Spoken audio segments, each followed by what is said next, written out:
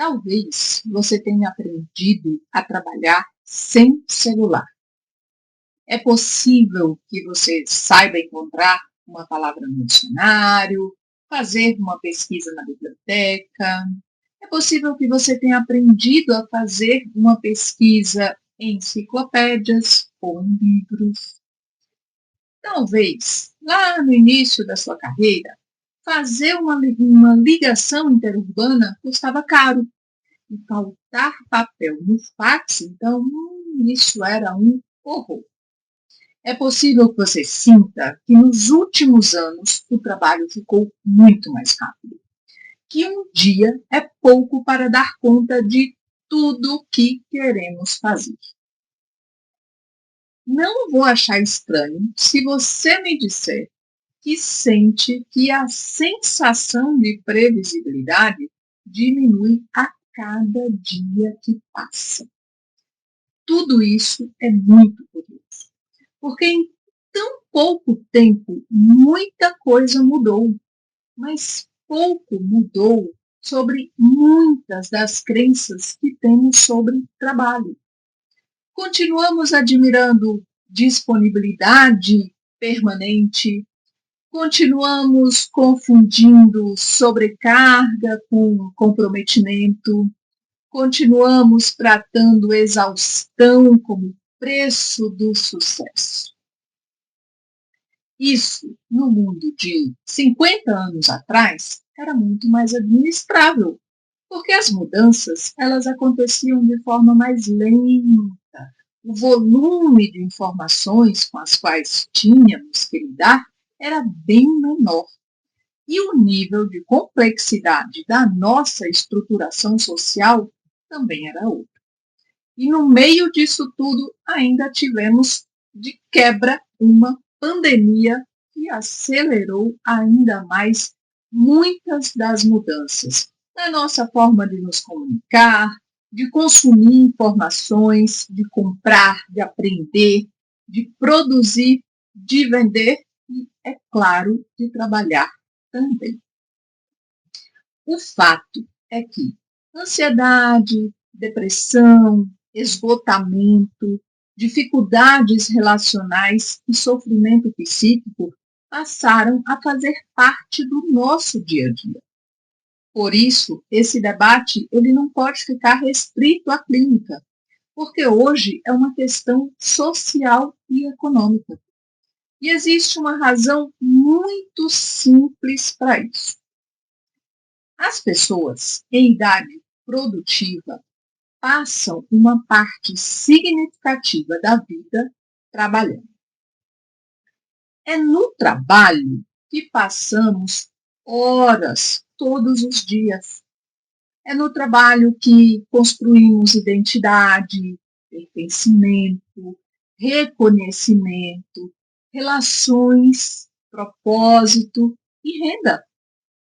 Por isso, quando falamos em saúde mental, inevitavelmente estamos falando sobre trabalho. Não tem como dissociar uma coisa da outra. E o trabalho, ele ocupa um lugar muito ambíguo nessa conversa, porque ele pode ser fonte de desenvolvimento, crescimento, pertencimento e realização. E só para ilustrar o quanto o trabalho pode ser fonte de saúde mental e desenvolvimento humano, lá por volta da década de 50, veja bem, só uns 70 anos atrás, um psiquiatra francês estudou o papel do trabalho na reestruturação psíquica e reintegração social de pacientes hospitalizados. Olha que interessante. Então, sim, o trabalho pode ser fonte de desenvolvimento, de crescimento, de pertencimento, de realização de saúde. Mas, igualmente, muitas pesquisas também demonstram que o trabalho ele pode ser fonte de desgaste e de adoecimento. E aí, foi nesse contexto que organismos internacionais, como a OIT, a Organização Internacional do Trabalho, A OMS, a Organização Mundial da Saúde, e tantas outras agências internacionais relacionadas à saúde e segurança do trabalho começaram a reforçar uma mensagem que é super importante. Não basta tratar o adoecimento quando ele aparece. É preciso olhar para as condições que contribuem para que esse adoecimento aconteça. E aí é nesse cenário, que ele é global, que a atualização da NR1 ela começa a fazer sentido. E assim, quando eu falo em atualização, e aí vocês me permitem colocar essa palavra entre aspas, porque tecnicamente os riscos psicossociais eles não foram incluídos, eles já estavam presentes, eles faziam parte dos riscos ergonômicos. O que mudou é que a norma agora com essa atualização explicitou esses fatores. Ela deu nome, sobrenome e endereço para eles dentro do gerenciamento de riscos ocupacionais. Só que aconteceu algo curioso. Como a ergonomia ainda, infelizmente, costuma ser associada apenas à postura, cadeira, lombar, o mercado entrou em polvorosa. E é compreensível, né? Porque quando escutamos a palavra psicossocial, parece que o nosso cérebro faz um caminho automático e vai direto para o indivíduo. E aí surgem respostas como psicoterapia, aplicativos de meditação, palestras, canais de escuta, rodas de conversa. Tudo isso tem valor? É claro que tem, sim. Mas isso é cuidar do CPF, cuidar do indivíduo, e muitas vezes são estratégias reativas. O que a NR01 pede é que a atuação seja na prevenção e que tenha impacto no coletivo. A NR01 pede que atuemos na organização do trabalho. Esse QR Code que vou deixar aqui e também tem um link aqui na descrição do vídeo, é de um grupo de WhatsApp que abri para que nós possamos ficar mais próximas e para que vocês se sintam à vontade para tirar dúvidas. Eu vou também enviar materiais sobre NR1, sobre saúde mental no trabalho e sobre desenvolvimento humano também. E sabe por que eu faço isso? Porque, embora pareça simples, dizer que é só atuar na organização do trabalho, na verdade, não é tão simples assim. Então, a frase de Santo Agostinho que ele dizia assim: que é, pois, o tempo? Se ninguém me perguntar, eu sei. Mas, se quero explicá-lo a quem me pede, não sei. A organização do trabalho é isso. É um conceito simples até tentarmos responder objetivamente o que isso significa. Então, quero convidar vocês para uma jornada. Vamos compreender juntas o que é organização do trabalho e, principalmente, como ela impacta a forma como vivemos, sentimos e experimentamos o trabalho todos os dias. Topam? Para darmos esse passo para além da NR1, a primeira engrenagem que precisamos quebrar na nossa mente é a ideia de que saúde é um estado estanque. Fomos ensinadas a pensar na saúde como um botão de liga e desliga. Ou você está doente, e aí tem um laudo, ou você está saudável. Mas o nosso corpo e a nossa mente não funcionam assim. A saúde, ela é um processo dinâmico, é um fluxo contínuo entre investimento e recuperação de energia psíquica. E quando eu falo Em energia psíquica, estou falando dessa capacidade humana de prestar atenção, tomar decisões, lidar com conflitos, resolver problemas, regular emoções, aprender, se relacionar, se adaptar e continuar funcionando, existindo ali diante da vida, diante do que a vida traz. Independentemente de onde você senta na empresa, seja na cadeira da presidência, no conselho de administração, na mesa do escritório ou mesmo na cabine de uma colheitadeira. Todas nós acordamos todos os dias com uma determinada quantidade dessa energia disponível para investir no trabalho. Nós gastamos essa energia decidindo, resolvendo problemas, lidando com pessoas, operando máquinas, administrando conflitos, aprendendo coisas novas e respondendo às demandas que chegam ali o tempo inteiro. Gastar energia faz parte da vida e o trabalho exige isso. E o adoecimento ele não acontece porque investimos energia. O adoecimento ele acontece quando a forma como o trabalho está organizado começa a bloquear a nossa capacidade de recuperar essa energia. E é exatamente aqui que entra a organização do trabalho. Para a nossa conversa de hoje, eu trouxe 5 aspectos da organização do trabalho. Claro que tem outros, mas esses 5 serão suficientes para termos, assim, uma ideia.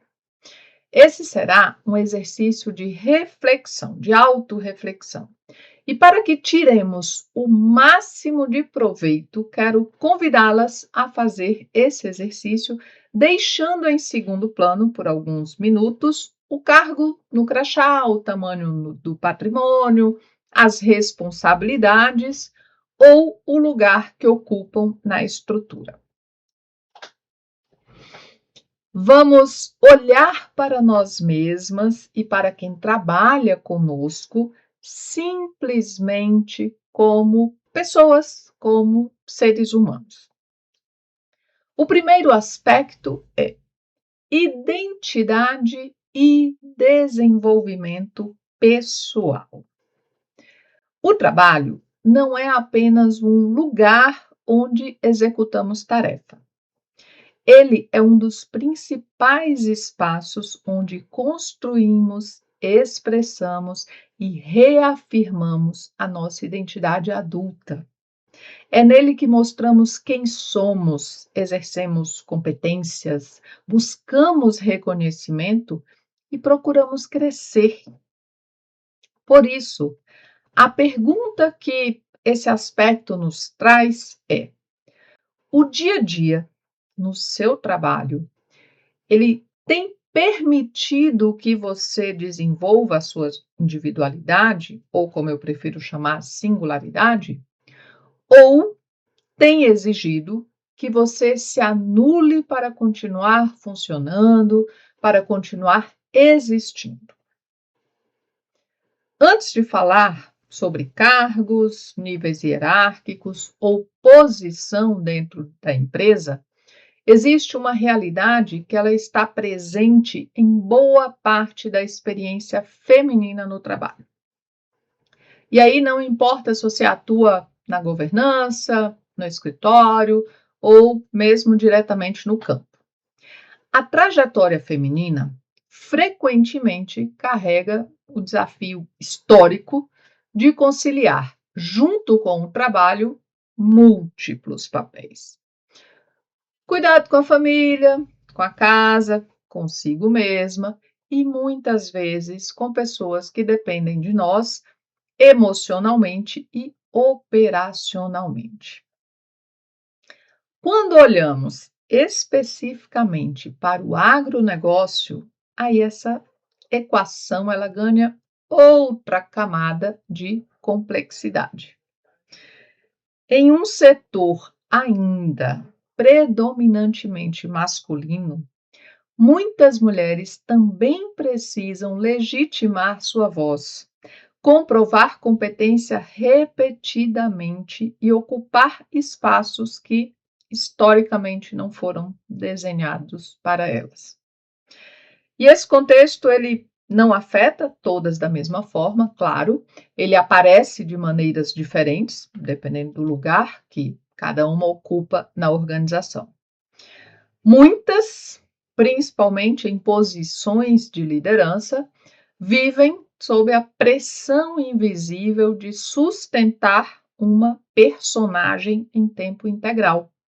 E aí existe uma solidão nesse papel, porque muitas vezes não parece haver espaço para demonstrar incerteza, vulnerabilidade, cansaço, porque tem ali a cobrança permanente de parecer infalível, disponível, forte, o tempo todo para corresponder às expectativas, corresponder o que esperam de nós. Quando o trabalho ele consome todo o nosso tempo, toda a nossa energia e toda a nossa disponibilidade emocional, aí a gente passa a existir apenas para responder ali o que demandam de nós. A mulher, o ser humano que existe por trás do cargo, começa a desaparecer. E mesmo em posições de menor autonomia, a perda de identidade, ela também pode acontecer. Muitas vezes a rotina ela é organizada com tanta rigidez que restringe o espaço para a aprendizagem, a iniciativa ou a tomada de decisão dentro do próprio nível ali de atuação. E quando o trabalho reduz alguém a repetir instruções continuamente, sem que inteligência, história de vida, singularidade façam diferença no resultado, aí a experiência profissional começa a perder sentido, começa a perder significado. E a pessoa, ela começa a ficar ali no automático, sem conseguir ver, sem conseguir perceber um caminho possível de crescimento, de aprendizado, de desenvolvimento. O papel do trabalho em nossa vida nunca é neutro. A organização do trabalho, ela pode criar condições para preservar a individualidade e estimular desenvolvimento, ou pode criar barreiras que aos poucos vão ali apagando quem realmente somos. Então, o convite que esse aspecto nos deixa é o seguinte: as relações, as regras e as cobranças visíveis ou invisíveis presentes no cotidiano de trabalho estão permitindo que você e as pessoas que você lidera mantenham sua essência e possam se desenvolver, ou elas estão exigindo máscaras permanentes em nome de produtividade? O segundo aspecto é reconhecimento e justiça.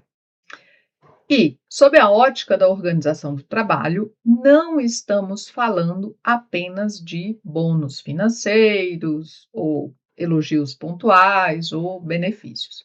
Estamos falando de algo muito mais profundo, que é a relação entre aquilo que investimos e aquilo que recebemos de volta. É ali uma balança. Todos os dias nós investimos tempo, energia psíquica, conhecimento, experiência, disponibilidade emocional, esforço físico, capacidade de resolver problemas. O trabalho ele exige ali troca.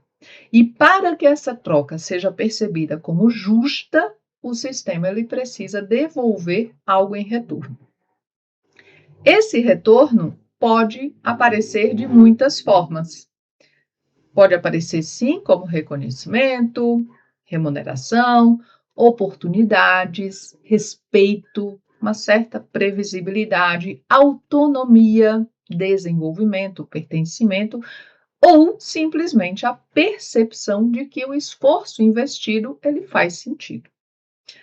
Por isso, a pergunta central desse aspecto é: as regras, de novo, visíveis ou invisíveis, presentes no seu cotidiano, produzem uma relação equilibrada entre esforço e recompensa?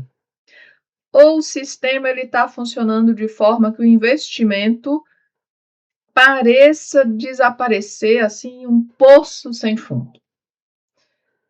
Para muitas mulheres em posição de liderança, esse aspecto ele costuma aparecer de maneira assim bastante particular. Existe uma entrega enorme em forma de responsabilidade, energia emocional e disponibilidade para fazer o negócio prosperar, atravessar crises, eh, tomar decisões difíceis e aí responder ao mesmo tempo por pessoas, por resultados, por continuidade do negócio, mas nem sempre existe reciprocidade proporcional. As cobranças pelos erros, eles costumam ser muito rápidas, e os acertos normalmente são tratados como obrigação. E muitas vezes, quanto maior a responsabilidade, menor o espaço para o reconhecimento, o descanso ou a validação. Quando a organização do trabalho cria uma dinâmica em que a líder investe continuamente mais energia do que consegue recuperar através de recompensas materiais, emocionais, simbólicas, qualquer uma delas, e aí isso faz com que comece a existir uma sensação persistente de injustiça. E injustiça consome energia psíquica.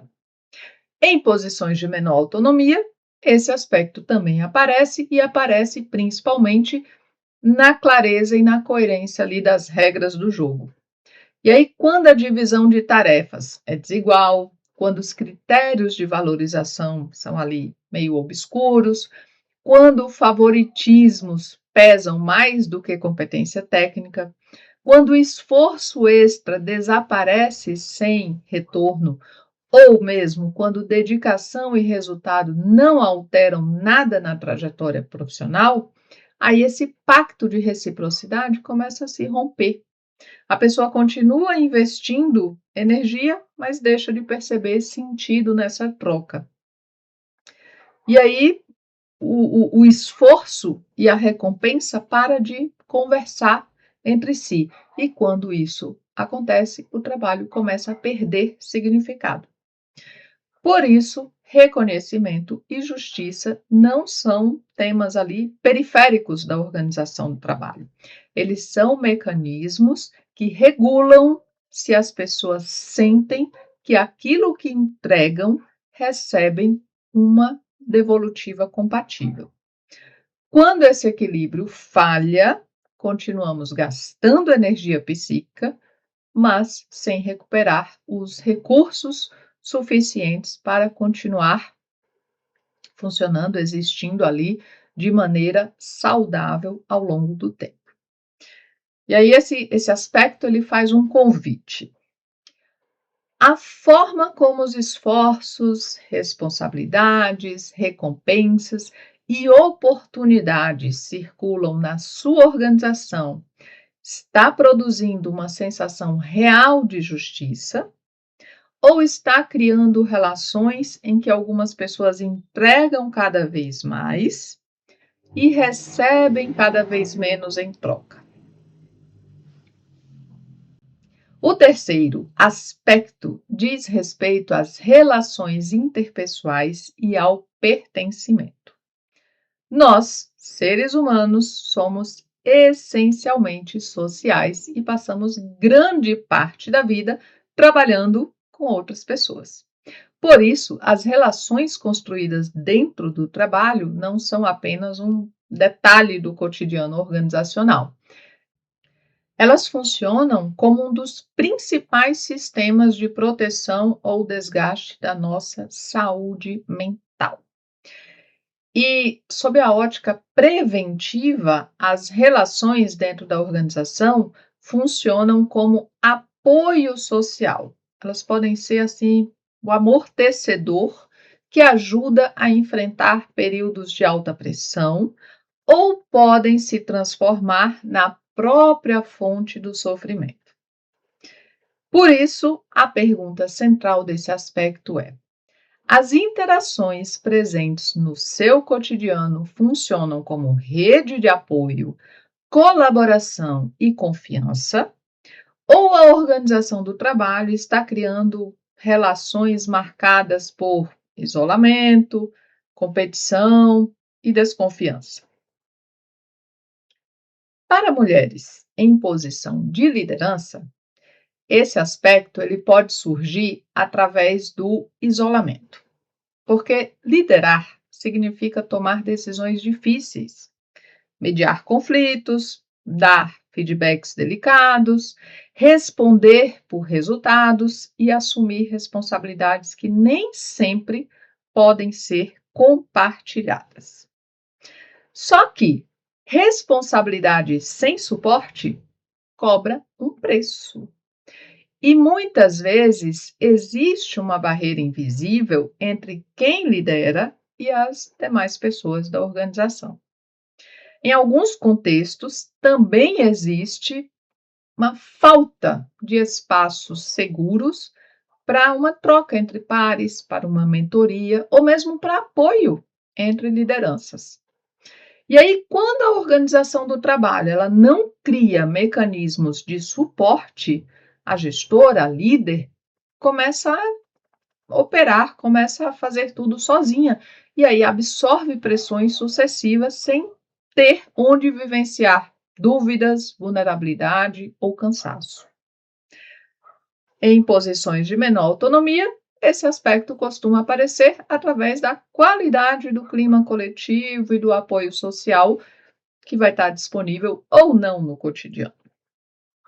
Quando a organização do trabalho favorece competitividade excessiva, comunicação hostil, fofoca, exclusão, aquela microgestão permanente ou relações baseadas em vigilância, aí o pertencimento ele começa a desaparecer.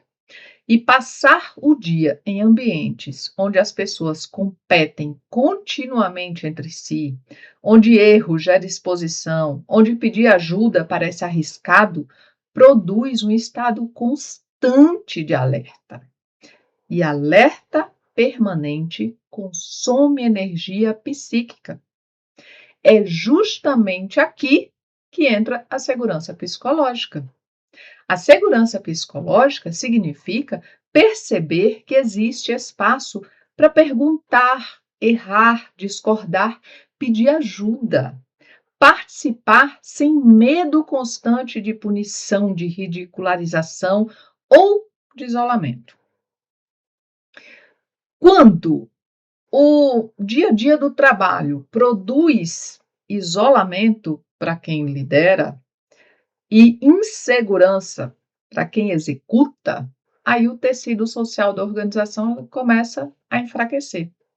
E sem pertencimento, sem apoio social confiável, perdemos uma das principais fontes de recuperação emocional disponíveis no cotidiano. O convite que esse aspecto nos deixa é: a cultura de convivência promovida pela sua organização está criando vínculos de confiança, colaboração e pertencimento? Ou está produzindo isolamento para quem decide e ambientes marcados por alerta e desconfiança para quem trabalha? O quarto aspecto da organização do trabalho que molda a nossa saúde mental é o significado do trabalho. Propósito pessoal, ele nasce dentro de nós, mas sob a ótica preventiva, significado ele do trabalho não é uma ideia abstrata. Ele está relacionado à clareza das atividades, à utilidade percebida do esforço, à coerência dos processos e à possibilidade de compreender como aquilo que fazemos se conecta com algo maior. Por isso, a pergunta central desse aspecto é: as tarefas diárias foram organizadas de forma que as pessoas consigam compreender a utilidade e o valor do próprio esforço, ou a engrenagem, os processos foram desenhados de um jeito que transforma o trabalho em burocracia, repetição e perda de sentido?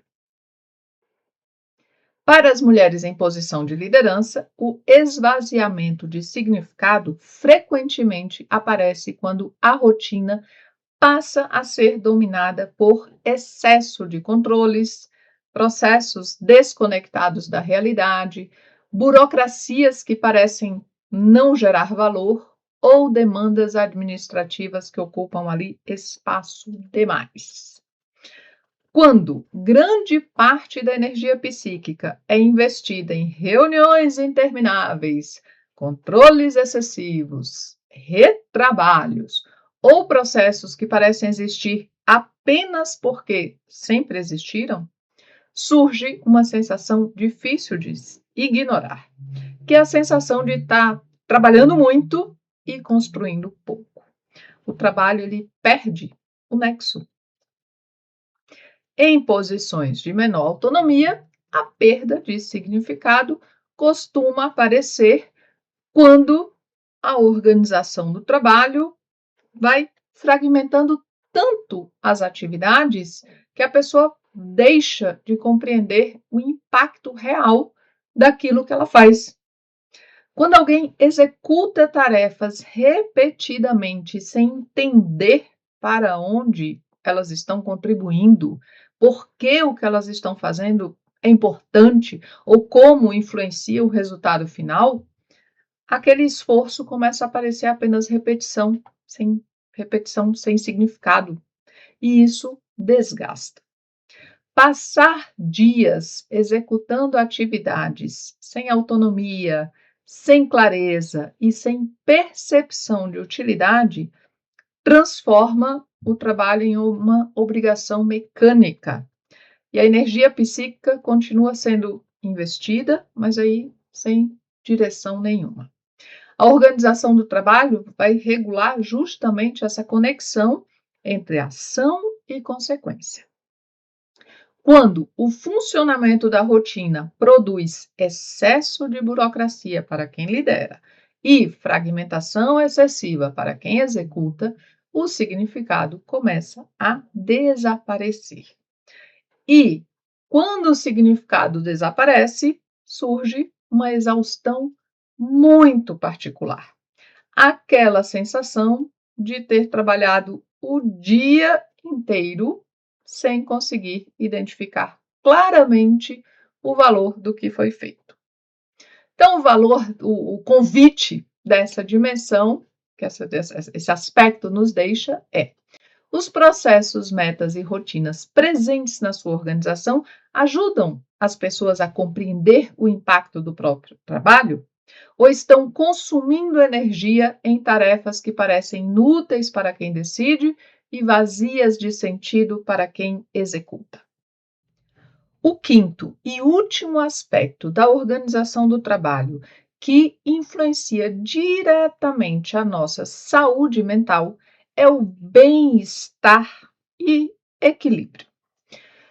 Se os aspectos anteriores nos ajudaram a compreender como investimos, distribuímos e atribuímos sentido à energia psíquica no trabalho, este aspecto vai tratar especificamente da nossa capacidade de recuperação.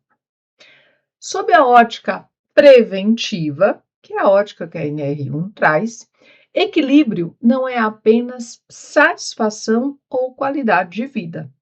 Equilíbrio é a capacidade de preservar limites físicos, emocionais e cognitivos para que seja possível continuar funcionando de maneira saudável ao longo do tempo. Por isso, a pergunta que encerra essa nossa bússola, essa nossa jornada é: a dinâmica do seu cotidiano respeita os limites humanos de tempo, descanso e recuperação? Ou o funcionamento do trabalho opera como um sistema de tração contínua, exigindo investimento permanente, sem prever pausas suficientes para reabastecimento? Para as mulheres em posição de liderança, o desequilíbrio frequentemente aparece através da diluição das fronteiras ali entre trabalho e vida pessoal.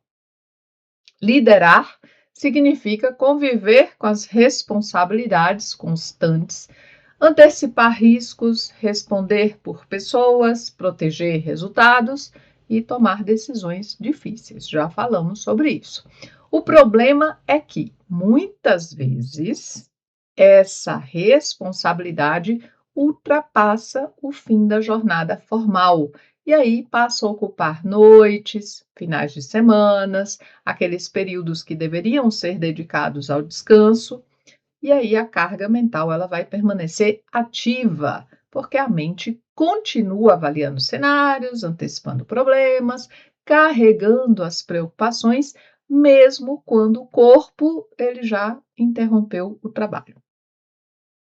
Quando a organização do trabalho normaliza essa disponibilidade permanente, com mensagens fora do horário, ausência de pausas e estados contínuos de sobreaviso, a nossa capacidade de desligar começa a desaparecer.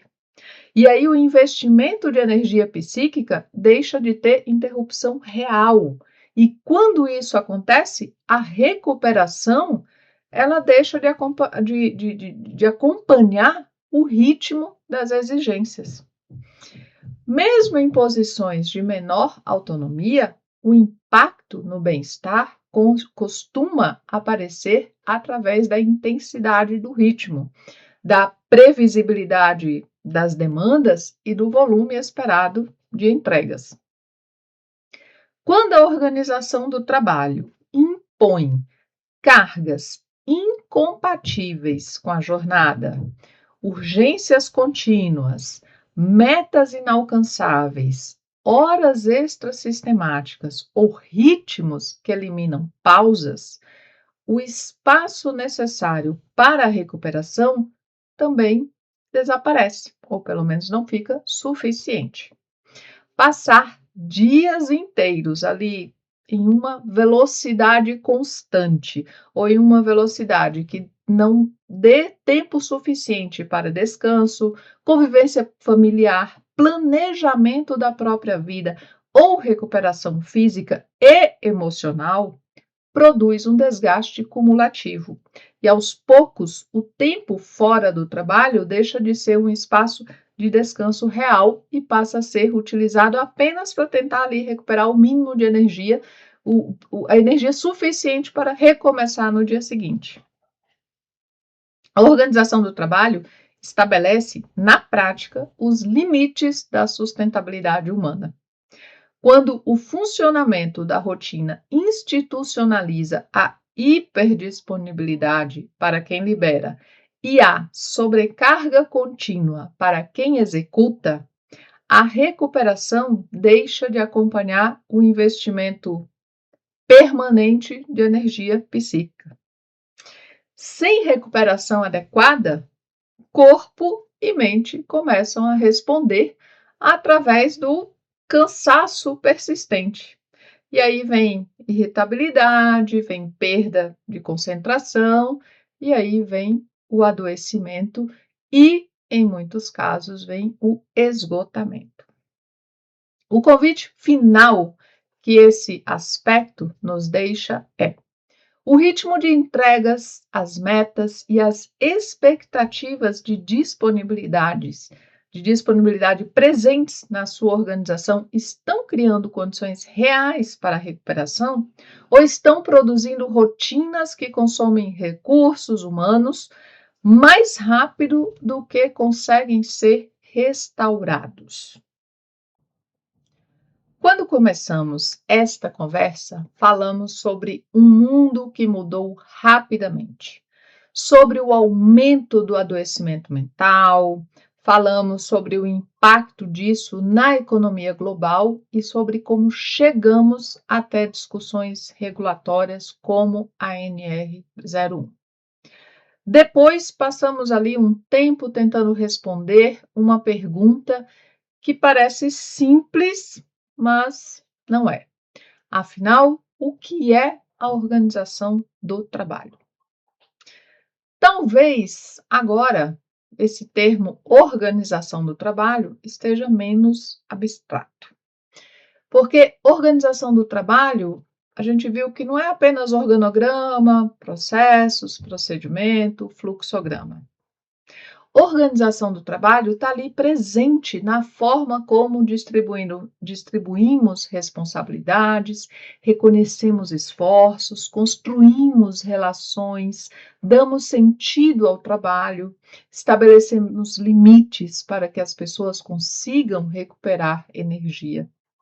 A organização do trabalho aparece na maneira como decidimos trabalhar. Ao longo desses 5 aspectos, eu espero que tenha acontecido algo importante, que vocês tenham conseguido sentir na própria pele a organização do trabalho, sentir que não é uma discussão distante, técnica ou burocrática, que é algo que interfere diretamente na forma como vivemos o trabalho todo santo dia. E talvez seja justamente aqui que esteja o principal convite, o para além da NR1. Cumprir a NR1 significa responder à pergunta: o que eu preciso fazer? E essa é uma pergunta necessária, porque ela trata de compliance, ela trata de conformidade, ela trata do mínimo. Mas depois de tudo o que conversamos aqui, talvez exista uma pergunta mais difícil e muito mais estratégica, que é o que precisamos repensar. Precisamos repensar quais desgastes foram normalizados. Precisamos repensar quais crenças sobre trabalho continuam orientando as nossas decisões. Repensar quais modelos estamos reforçando quando distribuímos tarefas, cobramos resultados, construímos relações, definimos o ritmo do trabalho. Porque, no final das contas, organização do trabalho ela nunca vai ser neutra. Ela produz experiências. E essas experiências elas vão moldar a nossa saúde mental. Permanência, aprendizagem, inovação, sucessão e futuro. E talvez essa seja uma reflexão especialmente importante para quem trabalha no agronegócio. Vocês conhecem profundamente a lógica do plantio. Sabem que o resultado raramente aparece no momento da semeadura. O resultado aparece depois, quando aquilo que foi cultivado encontra tempo, ambiente e as condições para crescer. Por isso, eu quero terminar deixando uma pergunta. Qual a semente que você está plantando hoje para o amanhã da sua organização?